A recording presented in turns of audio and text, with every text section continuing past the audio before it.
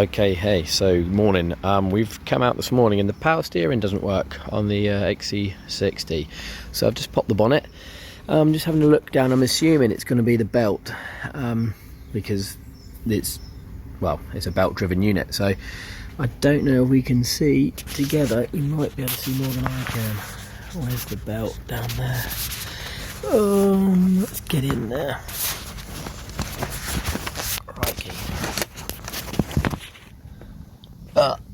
Look at that, immediately. That's a belt. Right, okay. Brilliant. I have a spare auxiliary belt. Okay, so I've jacked it up underneath so I can get to the under tray. I put a axle stand in, because obviously nobody wants to trust just a jack underneath the car. Yes, now the plan will be, because it's very tight in here, I don't really want to take the wheel off if I don't have to, so I'm going to get underneath, remove the under tray, and then see what access I've got. Take out the broken belt, but I really want to see the way it runs, because having never done this before, don't want to just pull the belt out from down here where I can grab it and then have to spend hours guessing and googling which way it runs. It should be relatively self-explanatory, but I'm not prepared to take that risk. And also I can offer the broken belt up to the new belt and see whether I've got the right belt. So yeah, I shall take the tray off and then we'll have a look again. Okay, so that's the under tray off. Let's get in here, and there is the broken end of our belt. So as I said a minute ago, I'm gonna have a look up as to where it routes or runs across, and yeah, I'll have a look at the rest of the stuff under here while I'm here. Everything looks okay. The under tray is a bit oily, but that's because the last time I did an oil change I kind of leaked a bit. Getting the plug out, well, I didn't move the under tray far enough away. Anyway, so I shall have a look at this and then we'll continue from there. Okay, so change of plans. I just popped the screws out down there for the liner. Just pulled the liner back. I took the wheel off obviously to pop the liner back. There's a lot better access that way around. I can see that this is a pulley where it broke there. The other side of it's just around here, there, and I believe this is the large Torx fitting for the what's it called? Not the idler pulley, the tensioner.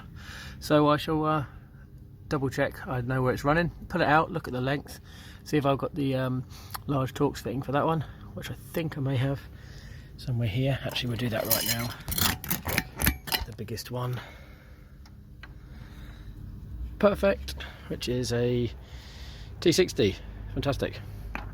Okay, I'll do that and then we'll compare the belt together. Right, so that's the old belt out. You can see it's actually in really poor condition all the way around. So in the previous garage told me that they couldn't get one and I should get one. They didn't really emphasise how bad it was. This is a new one. It's a Daco. It's just from a local parts store. It's the same part number as actually on the Volvo. You'll see there, we're going to focus 5PK1121, which it says it on the packet. 5PK1121. It's got a K there, I'm not sure. It's got 5 ridges, much the same as this one has. And it looks very similar in length when I compared it as best I could. It's formed quite the shape is from the packet.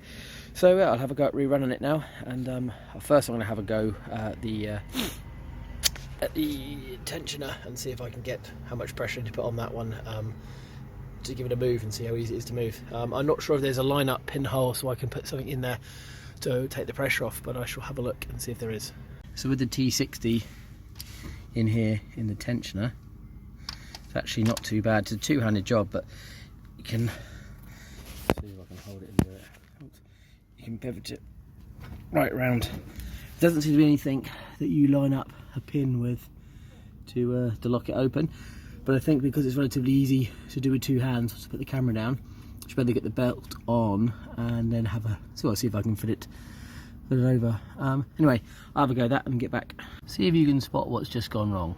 I'll give you a clue. That's the bottom half of the tensioner pulley Torx fitting. Perfect. I can still get the Torx in enough to twist it and pivot it. I'm going to see if I can get some help now. So to take the weight off of that one while I get the belt on. I'm not going to be able to get a brand new one of those today, being what, the 30th of December. But yeah, that's on my list of things now to do, and then to change the tensioner pulley. Great. Love it when things like this happen. It was working fine just as I was fiddling, and it just, I think the angle which I pulled it at or was holding tension on it was not completely perpendicular to it, and snap. Awesome. Okay, so my brother just came round and he was here for about 2 minutes. He held tension on the tensioner pulley, and that's it now. That's back in place. Although that's still broken, it works absolutely fine with someone else doing it, so someone else can hold the bar on there, and I did the belts. So happy days. Let's have a look. It's under the bonnet. I will. It's all lined up, and just double check that the belt's in the right places. So now I'm going to give it a quick fire up.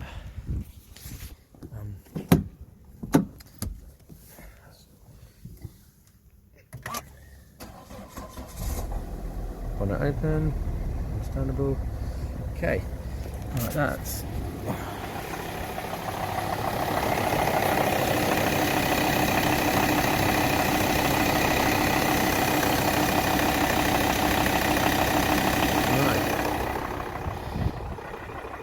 That's running fine. Let's give this it's on the axle stands, but oh, there we go, she turns.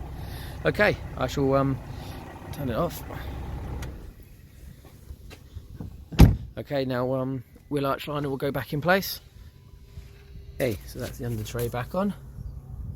Everything buttoned up. Just gonna, that's the liner back in. All these tiny little Torx head screws around it, and one finger tight plastic. I'd never worked out how to take it out from underneath the edge of the arch, but I did. There never seemed to be any reason to. Just pulled it back enough. Everything's gone back to where it should be. I'll pop the wheel back on, jack it up, take the axle stand out, lower it down, and then yeah, give it a run. Okay, there we go, that's all done. Back on the floor, wheel tightened up, running, everything packed away. I even found the receipt for the belt, which was £14 when I bought it a few months ago.